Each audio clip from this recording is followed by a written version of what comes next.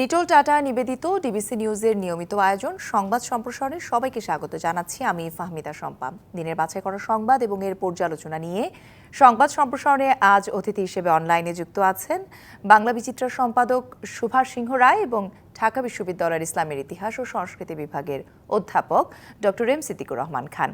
আপনাদের দুজনকেই স্বাগত জানাচ্ছি আজকের আলোচনায়। অধ্যাপক সিদ্দিকুর রহমান খান, আপনি শিক্ষক মানুষ, আপনাকে দিয়ে তাই শুরু করতে চাই। আগামীকাল থেকে তো দেশে আমরা জানি যে তীব্র তাপপ্রবাহ চলছে, সারা দেশের উপর দিয়ে বয়ে যাচ্ছে।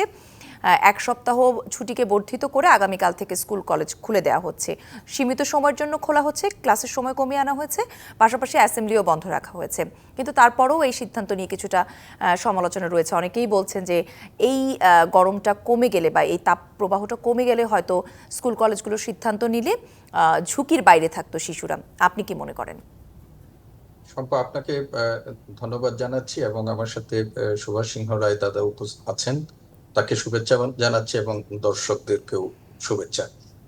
আসলে একটা প্রচন্ড তাপদাহের মধ্য দিয়ে বাংলাদেশ অতিক্রম করছে এবং গত ৭৫ বছরের মধ্যে সর্বোচ্চ তাপমাত্রার রেকর্ড আমাদের এই দেশে এবার হয়েছে। এবং এই যে তাপমাত্রা বা তাপদাহ, আপনার সংবাদে আমরা যেটা শুনেছি যে আবহাওয়া অধিদপ্তর থেকে ইতিমধ্যে আমাদেরকে অবহিত করেছেন যে এটি আরো ৩ দিন অব্যাহত থাকবে, তারপরে বৃষ্টি হতে পারে এবং তাপমাত্রা কিছুটা কমতে পারে। কিন্তু সার্বিকভাবে আবহাওয়ার যে পূর্বাভাস, সেই পূর্বাভাসে বৃষ্টি হলেও সেই তাপমাত্রা খুব কমার সম্ভাবনা নেই। তো বাংলাদেশে এই যে একটা সংকটময় পরিস্থিতি, আবহাওয়ার জলবায়ুর পরিবর্তনের প্রভাব এবং আমাদের প্রকৃতির বিরুদ্ধে যে আমাদের অবস্থান, সেই অবস্থানের যে প্রতিশোধ প্রকৃতি আমাদের নিচ্ছে, সেটা আমরা ইতিমধ্যেই দেখতে পাচ্ছি। তো শিক্ষা প্রতিষ্ঠানগুলো সরকার ১ সপ্তাহ ছুটি বৃদ্ধি করেছিল এবং ১ সপ্তাহ পর আগামী ২৮ তারিখ থেকে আবার শিক্ষা প্রতিষ্ঠানগুলো খুলে দিয়েছে। আসলে বাংলাদেশের যে শিক্ষা মানে কার্যক্রম চলছে, তখন আমরা বুঝি যে আমাদের যে একটা মাধ্যম মানে স্কুলগুলোতে যে পরীক্ষা হয়, ষান্মাসিক পরীক্ষা, সেটারও আমরা কিন্তু মাঝামাঝি সময়ের মধ্যে আছি। তো সেই সময়ে মধ্যে এই স্কুলগুলো অনির্দিষ্টকালের জন্য বন্ধ করে দেওয়া রাখা, সেটাও একটা কঠিন ব্যাপার। আবার অভিভাবকদের উদ্বেগ আছে, যেহেতু তাপপ্রবাহ আছে, সেটার মধ্যে এর মধ্যে স্কুলগুলো খুলে দেওয়া, ফলে একটা মিশ্র প্রতিক্রিয়া আমরা দেখতে পাচ্ছি। একদিকে অভিভাবকদের কাছ থেকে দাবিও উঠেছিল যে আমাদের একটা অনলাইন শিক্ষা কার্যক্রম আপাতত চালানো যায় কিনা। আপনি জানেন যে ঢাকা বিশ্ববিদ্যালয়ে আমরা শতভাগ অনলাইন শিক্ষা কার্যক্রম চালাচ্ছি। অন্যান্য বিশ্ববিদ্যালয় এবং বিশেষ করে প্রাইভেট বিশ্ববিদ্যালয়, সেখানেও করা হচ্ছে। সেইখানে বাচ্চাদের সশরীরে স্কুল আসাতে তো অভিভাবকদের এক ধরনের আশঙ্কা থাকবেই। কিন্তু তারপরেও একটা জিনিস, যে স্কুলের সময়টা একটু কমিয়ে দেওয়া হয়েছে এবং আমার মনে হয় যদি পরিস্থিতির অবনতি হয়, তাহলে যে কোনো সময় সরকার সিদ্ধান্ত নিতে পারবে এবং সেটি নেওয়াটাই সমীচীন হবে। এবং আপনি যেটা বললেন যে অ্যাসেম্বলি বন্ধ করে দেওয়া হয়েছে, এটাও কিন্তু খুব একটা ইতিবাচক। এই প্রচন্ড গরমের মধ্যে শিক্ষার্থীদের অ্যাসেম্বলি কার্যক্রম চালানোর কোনো সুযোগ নেই। আর শ্রেণীকক্ষের যে সময়কার মানে ক্লাস, আগে তো জীবন জীবন বাঁচলে পড়াশোনা হবে, তো এইরকম সংকটের মধ্যে তো আমরা আর পড়িনি অতীতে। তো সেই অবস্থায় এখন পর্যন্ত যে সিদ্ধান্তটা নেওয়া হয়েছে, সেই সিদ্ধান্তটি ২-১ দিন আমরা যদি সরকার অবজার্ভ করে এবং সেখানে যদি আমাদের পরিস্থিতি আর অবনতি না হয়, তাহলে সেটি প্রয়োজন অনুসারে বাড়ানো কমানো যাবে। কিন্তু অনির্দিষ্টকালের জন্য তো আর বন্ধ করে রাখা যাবে কিন্তু না। এই তাপপ্রবাহটা তো আমাদের অনির্দিষ্টকালের জন্য থাকবে না, যেহেতু পূর্বাভাস বলেই দিচ্ছে হয়তো আরো ৩ দিন পর থেকে ৬ দিনের একটি বৃষ্টির পূর্বাভাস আছে। এরপর হয়তো তারপরে যে হয়তো আপস অ্যান্ড ডাউনসটা বোঝা যেত, সেই জায়গাটিতে অনেকে আসলে, যেটা আপনি বলছিলেন যে মিশ্র প্রতিক্রিয়া। জি জি, পরিস্থিতি বুঝে সিদ্ধান্ত নেওয়া যাবে। কিন্তু আমার মনে হয় খুলে দেওয়া যেটা হয়েছে সেটি এবং সময়কালটা যেটা দেওয়া হয়েছে, সেটি একটা যৌক্তিক সময়ের মধ্যেই। কারণ আমাদের বাচ্চাদের তো পড়াশোনাকে একেবারে বন্ধ করে আমরা রাখতে পারি না। তো সেইখানে স্কুলগুলোতে অতিরিক্ত যেন সতর্কতা মানে রাখা হয়, এই ব্যাপারেও শিক্ষকদেরকে এবং অভিভাবকদের সবাইকে সচেতন হতে হবে। এবং আমার বাচ্চাটা যখন স্কুলে আসে, তখনও তাকে আমরা তার স্বাস্থ্য সুরক্ষার জন্য প্রয়োজনীয় কিছু হেলথ টিপস, যেটা আমাদের এখন এই সময় একটু পর্যাপ্ত পরিমাণে পানি দেয়া, স্যালাইন পানি তার ব্যাগের মধ্যে দিয়ে দেওয়া, এইগুলোর ব্যাপারেও কিন্তু অভিভাবকরা কিছু জি প্রস্তুতিমূলক জি, মানে তার মানে আসলে আপনিও যেটি বলছিলেন যে কারিকুলাম বা সিলেবাস শেষ করার যেমন একটি ডেডলাইন আছে, ঠিক তেমনিভাবে আবার আবহাওয়াটাও আমাদের অনুকূলে না, সবকিছু মিলিয়ে আপনারও আসলে মিশ্র প্রতিক্রিয়া। আমি একটু সুভাষ সিংহ রায়ের দিকে যেতে চাই যে আর কয়েকটা দিন অপেক্ষা করা যেত কিনা, আপনার কাছে কি মনে হয়? আবিদা শম্পা, আপনাকে অসংখ্য ধন্যবাদ। আপনার নিশ্চয়ই মনে আছে, আপনি ছোটবেলায় একটা গান শুনে বড় হয়েছেন, আব্বাস উদ্দিন আহমেদের সেই গান, আল্লাহ মেঘ দে পানি দে ছায়া দে তুই আল্লাহ। অর্থাৎ এই যে আমাদের এই দেশে আহ, এই পরিস্থিতি নতুন কিছু নয়। তখন জনসংখ্যা ছিল কত, আর এখন জনসংখ্যা কোথায় যে পৌঁছেছে। স্বাভাবিক কারণে আপনার উত্তাপের, পৃথিবীর যেমন উত্তপ্ত হয়েছে, এবং যারা বৃহৎ রাষ্ট্র, যারা আহ, এই কার্বন নিঃসরণের জন্য সবচেয়ে বেশি যারা দায়ী, তারা চুপচাপ বসে আছে, তারা কথা দিয়ে কথা রাখছে না। অধ্যাপক সিদ্দিকুর রহমান খান খুব যথার্থই বলেছেন যে আমাদের এই সময়ের মধ্যে স্কুল একেবারে বন্ধ করা যাবে না। অন্তত এই সময়ে সতর্কতা অবলম্বন করাটা খুব জরুরি, এবং অভিভাবকদের, শিক্ষকদের, এবং যারা আহ, সমাজকর্মী হিসেবে দায়িত্ব পালন করেন, যারা চিকিৎসক আছেন, যেই এলাকায় যেই স্কুলটি অবস্থিত, সেখানে আশেপাশে যারা চিকিৎসক আছেন, তারাও কিন্তু স্বেচ্ছা উদ্যোগে, স্ব উদ্যোগে তারা এখানে কিন্তু পরামর্শ দিতে পারেন, নানান ধরনের অনলাইনে ক্লাসের কার্যক্রম ব্যাপারটি তো দিতে আসলে পারেন। আমরা অভ্যস্ত, সেটি আসলে আমরা করতে পারতাম কিনা কিছুদিনের জন্য হলো অন্তত পক্ষে, যেটি না, এর এটা মধ্যে করতে পারলে বিশ্ববিদ্যালয়গুলো ভালো হতো, করছে। কিন্তু না, বিশ্ববিদ্যালয় করতে পারার কারণ সেই প্রযুক্তির সেই জায়গায় বিশ্ববিদ্যালয়, বিশেষ করে কোভিড এর 2-2.5 বছর 3 বছর আমাদের সে সক্ষমতার জায়গাটি আমরা পৌঁছেছি। কিন্তু আহ, প্রাথমিক বিদ্যালয়গুলোতে ওইভাবে কিন্তু বাচ্চাদেরকে অনলাইনে ক্লাস করানো বেশ একটা জটিল এবং সময় সাপেক্ষ ব্যাপার বটে। অতএব সেখানে সবার কাছে ডিভাইসও সেইভাবে থাকাটাও কিন্তু আমাদের ভাবতে হবে যে সবার কাছে ওইভাবে ডিভাইসে। আর ইন্টারনেটের পরিস্থিতিও কিন্তু অতটা উন্নত অবস্থায় আমরা করতে পারিনি। মাঝে মাঝে আমাদের তলের, সমুদ্র তলের আহ, বড় বড় যে সাবমেরিন কেবল, সেই হুম। কেবলও কিন্তু কাটা পড়ে, নানান কারণে সংকটের জায়গা তৈরি হয়। অত সব মিলে আমার মনে হয় যে আমরা আর আগামীকাল পরশু দেখার পরে যদি পরিস্থিতি আরো উত্তপ্ত হয়, তাহলে আমাদের অন্য সিদ্ধান্ত আসতে হতে পারে। কিন্তু সকলকে সতর্ক থাকতে হবে। হিট স্ট্রোক খুব ভয়ঙ্কর ঘটনা, এবং গণমাধ্যমে সংবাদ যেভাবে আসছে, মানুষ যেভাবে আহ, আহ, তার ক্লান্তির জায়গায় পৌঁছে গেছে, কাজকর্ম করাটাও কিন্তু অসুবিধা হয়েছে, বিকজ শ্রমজীবী মানুষরা খুব কষ্টে আছে। আপনি একটু তাকালেই বুঝতে পারবেন যে দুপুর বেলায় রাস্তায় কোনো মানুষ থাকে না, এবং যেভাবে পিচ গলে মানুষের কে ভয় দেখাচ্ছে, সত্যি এবং এই ভাবতে জায়গাটিতে অবাকই আরেকটু লাগে। যুক্ত করে দিতে চাই সুভাষ সিংহ, আমরা যে স্কুলের শিশুদের আনা নেওয়া সবাই বেশিরভাগ ক্ষেত্রে আপনিও নিশ্চয়ই দেখেছেন যে স্কুল ভ্যান বলে কিছু খুবই অরক্ষিত যানবাহনে করে শিশুদেরকে আনা নেওয়া করা হয়। এই গরমে তাদের যে আসা যাওয়ার ব্যাপারটি, সেটিও আসলে একটি বিবেচনায় নেওয়ার মতো বিষয় কিনা। আমি আমি একবার শ্রীলঙ্কায় গিয়েছিলাম। আমি হঠাৎ করে আমার পেশাগত কাজ যখন যেতে হলো, আমি দুপুর 1:30টার সময় রাস্তায় নেমে দেখলাম যে কোনো গাড়ি চলছে না। আমি জিজ্ঞেস করলাম যে কি ব্যাপার, হঠাৎ করে গাড়ি সব বন্ধ হয়ে গেল। আমি জানতাম না আসলে। তারা বলল এই 1:30 থেকে 2:30, 1 ঘন্টা রাস্তায় শুধুমাত্র স্কুল ছাত্রছাত্রীদের জন্য গাড়ি আর অ্যাম্বুলেন্স, এই দুটো ছাড়া আর কোনো কিছুই চলবে না। তারা কিন্তু অনেকখানি এগিয়েছে। হ্যাঁ, তাদের নিয়ে আমাদের আহ, অনেক কথা মাঝখানে আমরা বলেছি, ব্যর্থ রাষ্ট্র হয়ে গেছে, দেউলিয়া হয়ে গেছে, সেটা অন্য আলোচনা। কিন্তু তারা এই শিক্ষা বিস্তারের ক্ষেত্রে, এবং আপনি দেখবেন যে কেরালাতেও ভারতের সব একটি অপেক্ষাকৃত দুর্বল রাষ্ট্র অর্থনৈতিক দিক দিয়ে, অত হইচই নাই, কিন্তু কেরালাতে আপনি দেখবেন যে চিকিৎসা, প্রাইমারি হেলথ কেয়ার এবং প্রাইমারি এডুকেশনে তারা অনেক দূরে গিয়েছে, এবং তারা দৃষ্টান্ত স্থাপন করেছে। আমাদের কিন্তু ভাবতে হবে যে আমরা কিভাবে আহ, মানুষকে সহায়তা করতে পারি। আপনি বিদ্যুতের কেন্দ্র উৎপাদন করতে গেলে আপনাকে আম, কয়লা পোড়াতে হবে।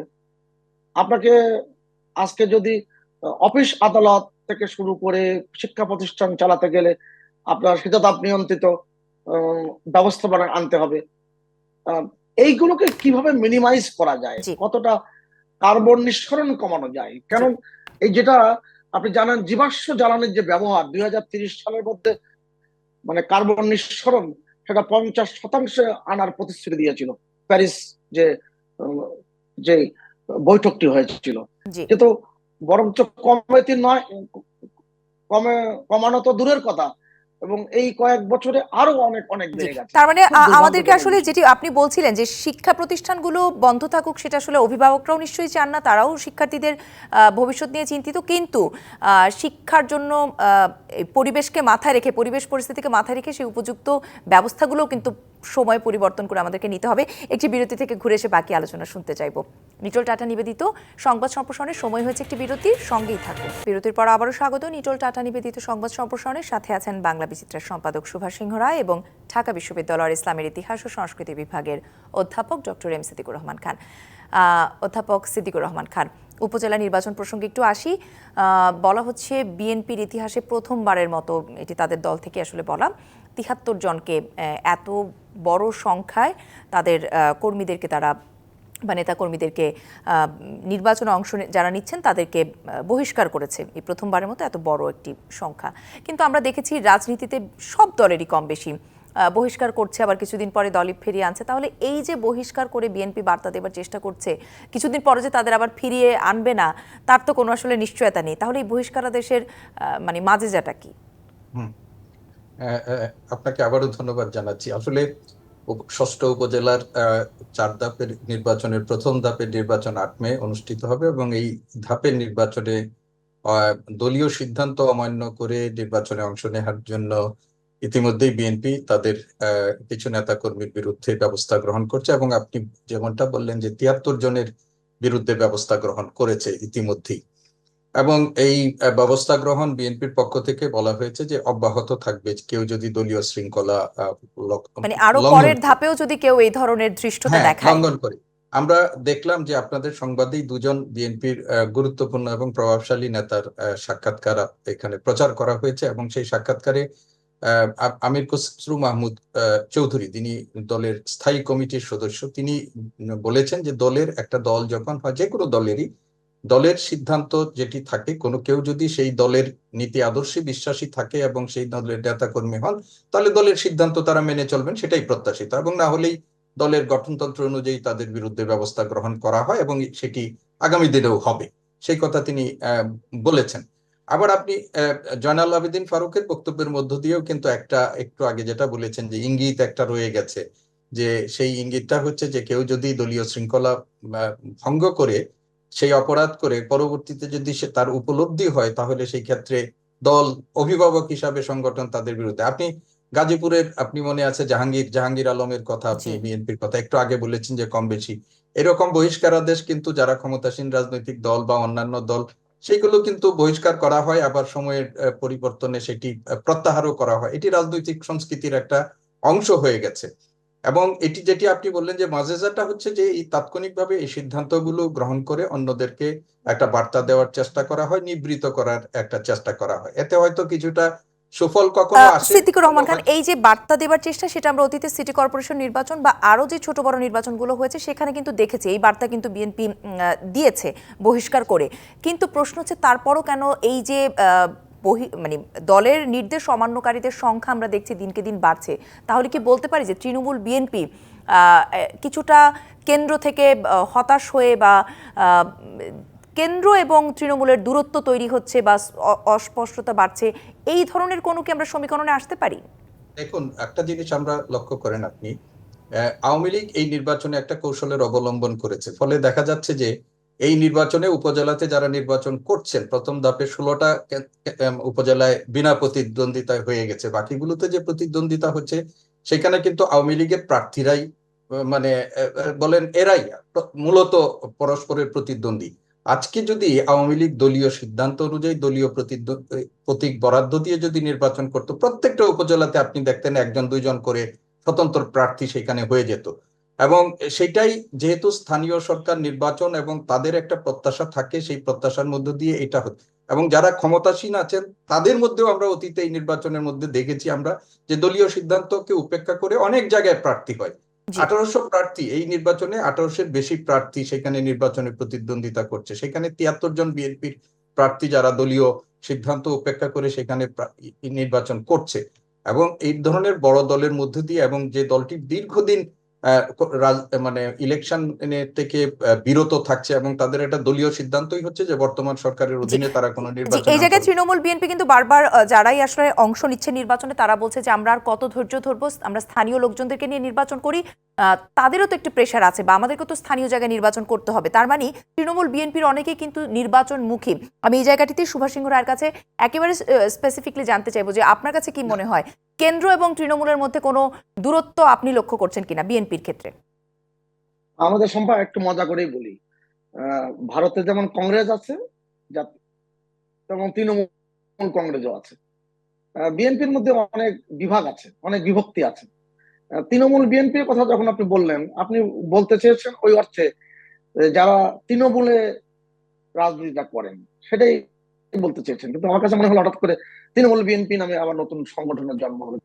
বাংলাদেশের তৃণমূল আশ্চর্য হওয়ার কিছু নাই, এবং আশ্চর্য হওয়ার কিছু নাই, কেননা বিএনপির অবস্থা তাহাই মধুসূদন অবস্থা।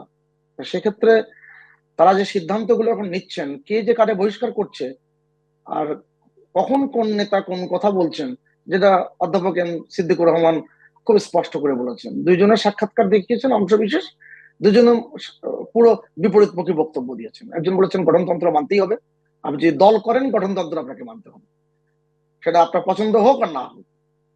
আপনি যে দলের কর্মী হয়ে থাকেন, দলের নেতা হয়ে থাকেন, আপনাকে দলের গঠনতন্ত্র মানতে হবে। আর স্পষ্টই বলেছেন, যেটা সব দলের ক্ষেত্রেই প্রযোজ্য হওয়ার কথা। আর সেখানে আরেকজন নেতা কিন্তু বলেছেন যে আমাদের উদাহরণ দিয়ে বলেছেন যে বাবার যতই রাগ করুক না কেন, ছেলেকে বাড়ির থেকে বের করে দিলে শেষ পর্যন্ত কি আর ছেলেকে বাদ দিয়ে চলতে পারে। অনেক এই উদাহরণটা তিনি উল্লেখ করেছেন। আমি মনে করি যে বিএনপির রাজনীতির দণ্ডদশাটা সেখানেই তারা তাদের কাঠামোর ভিতরে এই রাজনীতির যে সংহতির জায়গাটি, দলীয় সংহতির জায়গাটি, সেই সংহতির জায়গাটা রাখতে পারছে না। কারণে জনগণের সাথে যখন মানুষ থাকে, রাজনৈতিক নেতারা যখন কাজকর্ম করে, মানুষ নিয়েই তো কাজকর্ম, মানুষ নিয়েই তো রাজনীতি, তখন তারা কিন্তু চাপে পড়ে যান এবং আশপাশের মানুষগুলো তাদেরকে নানাভাবে তাদেরকে চাপিয়ে দেন, তারাকে বাধ্য করান। এটাও কিন্তু আছে। অনেকে নির্বাচন করতে চান না, কারণ নির্বাচন করাটা বেশ ঝুঁকিপূর্ণ থাকে।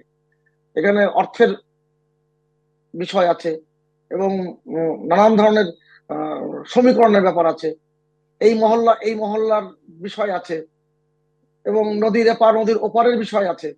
অনেকগুলো বিষয় কিন্তু কাজ করে। স্বাভাবিক কারণে অনেকেই আবার নির্বাচন আসলেই তার রক্তে নাচন এসে যায়, বলে যে প্রতিবারই বলে যে হেরে যাওয়ার পরে আর নির্বাচন করব না, অনেক হয়েছে। এমনও লোককে আমি জানি যে 6 বার নির্বাচন করেছেন, 3 বার জিতেছেন, 3 বার হেরেছেন। আমাকে একটু বিরতিতে যেতে হবে। আমি শুধু আরেকটি বিষয় জানতে চাইবো খালি আপনার কাছে, এই 73 জনকে যে প্রথম অংশে বা প্রথম ধাপের নির্বাচনের আগে বহিষ্কার করে বিএনপি বার্তা দিতে চাইলো, পরে তো আরো 3টি ধাপ আছে, সেক্ষেত্রে আপনার পর্যবেক্ষণ কি বলে? সংখ্যা কি আরো বাড়বে না কমে আসবে? সংখ্যা বাড়া কমার বিষয় না। বিএনপির যারা মনে করে জনগণের সাথে তারা আছে, বিএনপি এক সময় করতেন কিংবা এখনো কাঠামোর ভিতরে আছেন, তারা মনে করেন যে নির্বাচনে অংশগ্রহণ করাটা খুব জরুরি। এই নির্বাচন থেকে দূরে সরে থাকা, এটা বিএনপির জন্য ভালো না, কিংবা তার জন্য ভালো না। স্বাভাবিক কারণে সে নির্বাচনে অংশগ্রহণ করবেন। জাতীয় নির্বাচনেও তারা পারেননি, কেন্দ্রীয় নেতারা অংশগ্রহণ করেছেন, সাবেক মন্ত্রী, সাবেক এমপি, তারা কেন্দ্রীয় নেতা, জেলা পর্যায়ের নেতা, সকলে অংশগ্রহণ করেছে। কয়জন বহিষ্কার করবে? জি, আওয়ামী লীগ বিএনপি নিয়ে নির্বাচনে, উপজেলা নির্বাচনে আওয়ামী লীগ বিএনপির তৎপরতার কথা আপনারা তুলে ধরছিলেন। আরেকটি কিন্তু রাজনৈতিক দল আছে বাংলাদেশের জাতীয় পার্টি, সেই দলের চেয়ারম্যান আজকে কথা বলেছে তাদের বর্ধিত সভাতে, সেই বিষয় নিয়ে আপনাদের মতামত শুনবো। তবে একটি বিরতি থেকে ঘুরে এসে নিটোল টাটা নিবেদিত সংবাদ সম্প্রসারণে নিচ্ছে আরো একটি বিরতি, সঙ্গেই থাকুন। বিরতির পর আবারও স্বাগত নিটোল টাটা নিবেদিত সংবাদ সম্প্রসারণের সাথে আছেন সুভাষ সিংহ রায় এবং ডক্টর এম সিদ্দিকুর রহমান খান। সিদ্দিকুর রহমান খান, বিরতিতে যাবার আগে যেটি বলছিলাম, জি এম কাদের জাতীয় পার্টির একাংশের চেয়ারম্যান, তিনি আজকে বর্ধিত সভায় নির্বাচনের পরে যদি ভুল না করে থাকি প্রথমবারের মতো তৃণমূল এবং মূল পর্যায়ের সমস্ত নেতাকর্মীদের সাথে বসেছেন এবং এক বাক্যে তার কথার সারমর্ম যদি আমরা বলি, সরকার তাদেরকে বারবার ব্যবহার করছে, আওয়ামী লীগের বি টিম কিংবা গৃহপালিত বিরোধী দল হিসেবে তারা থাকতে চান না। এই উপলব্ধিটা যদি হয়েই থাকে তাহলে তিনি কেন জেনে শুনে বারবার ব্যবহৃত হচ্ছেন? দেখুন, জিএম কাদের সাহেবের বক্তব্যের মধ্যে আজকে আপনি একটা অংশ বলেছেন, অনেক গুরুত্বপূর্ণ অনেকগুলো কথা বলেছেন। জাতীয় পার্টির নিয়ে যে মানে রাজনীতি হচ্ছে, সেই রাজনীতির প্রেক্ষাপটে দীর্ঘদিন পর তিনি বলেছেন তিনি কিন্তু এই নির্বাচনে আওয়ামী লীগকে, তিনটি বিদেশি শক্তি আওয়ামী লীগকে ক্ষমতায় আনার জন্য তাদের যে প্রচেষ্টা, সেইটার কথাও তিনি বলেছেন এবং সেটি তিনি আগেভাগেই জেনেছিলেন এবং বিদেশি শক্তিগুলোর কাছ থেকে তাকে বার্তাও দেওয়া হয়েছিল। এই ধরনের বক্তব্য তিনি রেখেছেন। তো বাংলাদেশের রাজনীতিতে এখন ওই ক্ষমতায় থাকা এবং ক্ষমতায় যাওয়ার জন্য যখন বিদেশ নির্ভরতার পারস্পরিক পাল্টা বক্তব্য আসছে, সেই সময় জিএম কাদের সাহেবের এই বক্তব্যটাও কিন্তু তাৎপর্যপূর্ণ। আর যে কথাটি বলেছেন যে আমরা তার বক্তব্য, সেটি যদি মুদ্রা কথায় বলি, যে তিনি বলতে চাচ্ছেন যে অতীতে তারা বি টিম হিসাবে কাজ করেছেন এবং গৃহপালিত হিসাবে কাজ করেছেন। সেইখান থেকে এর আগে যিনি দলের বিরোধী দলীয় নেত্রী ছিলেন, তিনিও কিন্তু মাননীয় প্রধানমন্ত্রীর কাছে অনুরোধ করেছিলেন যে আমাদের একটা পরিচয় দেন, আমরা যে বিরোধী দল সেটাকে আমাদেরকে সেইভাবে পরিচয় দেন। অর্থাৎ মানে এই জাতীয় পার্টি রাজনীতিতে তারা যে ধরনের অবস্থা তৈরি করেছে, সেটা ক্ষমতাসীনদের কৃপার উপর তারা যে তাদের অবস্থানটা নির্ভর করছে, সেটা আজকে জিএম কাদের বক্তব্যের মধ্য দিয়েও এটি হয়েছে, মানে স্পষ্ট হয়েছে। এবং তিনি নির্বাচনে তৃণমূলের, বিএনপি জাতীয় পার্টির তৃণমূলের যে মানে সিদ্ধান্ত এবং তাদের সর্বশেষ সভার সিদ্ধান্ত উপেক্ষা করে কেন নির্বাচনে তিনি গিয়েছিলেন, কেন যেতে বাধ্য হয়েছিলেন, সেই বক্তব্যও কিন্তু তিনি এখানে তুলে ধরেছেন। এবং আজকে জাতীয় পার্টি যে সংকটের মধ্যে আছে, সেই সংকটের মধ্যে তাদের যে বক্তব্য জিএম কাদের সাহেবের, এই বক্তব্যের উপর মানুষ খুব গুরুত্ব দেয় বলে আমার মনে হয় না। কারণ জাতীয় পার্টি কখন কোন ধরনের বক্তব্য দেয় এবং সেখান থেকে তারা সরে এসে মানুষের তাদের এই বক্তব্যের প্রতিও একটা আস্থাহীনতা বা সন্দেহ সংশয় আছে। আমি একটু সুভাষ সিংহ রায়ের কাছেও যেতে চাই, কারণ একেবারে শেষ দিকে চলে এসেছি। এই যে বারবারের আত্ম উপলব্ধি গৃহপালিত বিরোধী দল বা ব্যবহার করছে বারবার, জেনে শুনে কেন আসলে উনি তাহলে ব্যবহৃত হচ্ছেন বা তার দল? আপনি একটা চমৎকার তৎসম শব্দ ব্যবহার করেছেন, আত্ম উপলব্ধি। জাতীয় পার্টির আত্ম উপলব্ধি বলতে কিছু থাকবে? এই জাতীয় দলগুলো, যে দলগুলো সামরিক জনতার যান্ত্রিক গহ্বরে জন্মগ্রহণ করেছে, সেই দল কতদিন টিকবে? আপনি একটা খেয়াল, একটু আগে আলাপ করছিলাম আমরা এই বহিষ্কার পাল্টা কিংবা তার পাল্টা বক্তব্য যারা দিচ্ছেন, সেই প্রসঙ্গে যখন বলছিলাম, আপনি খেয়াল করে দেখুন তো, 2018 নির্বাচনে মির্জা ফখরুল ইসলাম আলমগীর নির্বাচনে অংশগ্রহণ করলেন, দুপুর 12টা পর্যন্ত বললেন নির্বাচন সঠিকভাবে হচ্ছে। তিনি নির্বাচনে জিতলেন একটি আসন থেকে, বগুড়ার একটি আসন থেকে, এবং তিনি জয়লাভ করার পরে জাতীয় সংসদে যোগদান করলেন না, শপথ নিলেন না। কিন্তু ওই জায়গায় 14 আসনে উপনির্বাচন হলো, সেখানে বিএনপির একজন প্রার্থী জয়লাভ করলো। কি বার্তা দিলেন? আবার 2019 সালে 1 সেপ্টেম্বরে দৈনিক ভোরের কাগজে তিনি লম্বা একটা সাক্ষাৎকার দিয়ে বললেন, একবার শিরোনাম ছিল যে তাদের জীবনের সবচেয়ে বড় ভুল 2014 নির্বাচনে অংশগ্রহণ না করা। অর্থাৎ জিএম কাদের সাহেবের এই বক্তব্য নতুন কিছু নয়। তিনি জেনে শুনে কি তাহলে কি পদ পদবি বা কিছু, এই যে 11টি আসনের জন্যই তিনি এই আত্ম উপলব্ধি, তো ঠিক আছে উনি বলছেন বিরোধী দলের প্রধান নেতা এবং 11টি আসনের জন্যই কি তিনি তাহলে এই সমঝোতায় রাজি হয়েছিলেন? আপনার নিশ্চয়ই মনে থাকবে, প্রতিদিন তো আপনি এই আলোচনা সভাগুলো সঞ্চালনা করেন, কিংবা সপ্তাহে 2-3 দিন তো করেনি। আপনি খেয়াল করে দেখুন তো, আপনার মনে আছে দৈনিক মানব জমিনে প্রথম পাতাটা সাক্ষাৎকার বেরিয়েছিল নির্বাচনের 2-3 মাস আগে। সাক্ষাৎকার তিনি বলছেন বিদেশের দিকে তাকিয়ে আছি, তারা সফল হলে আমরা সফল হব। এই যদি রাজনৈতিক দলের নেতার বক্তব্য হয়, তিনি যে তাদের উদ্দেশ্যে কথাগুলো বললেন, যারা অনেক অনেক ধন্যবাদ। আজকের আলোচনা এখানেই থামাতে হচ্ছে। আপনাদের দুজনকে ধন্যবাদ যুক্ত হবার জন্য। এই ছিল নিটোল টাটা নিবেদিত সংবাদ সম্প্রসারণে। বিবিসির সঙ্গেই থাকুন।